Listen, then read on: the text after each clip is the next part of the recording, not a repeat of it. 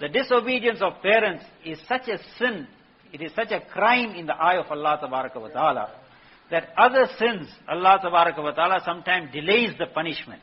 But when it comes to disobedience to parents, then Allah Tabaraka wa Ta'ala punishes the person very, very quickly. And also when it comes to rewards, Allah Tabaraka wa Ta'ala gives rewards for obedience to parents very quickly, even in this world.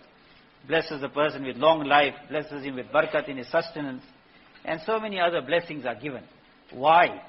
Because our coming into this world, they became the means. Brothers, we will not appreciate our parents until we have children, especially daughters.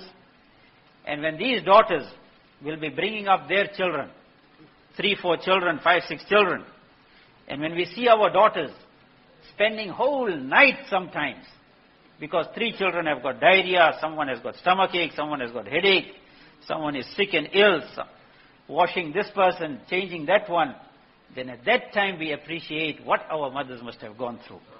If we have to discuss this subject, it will make our hair stand on end.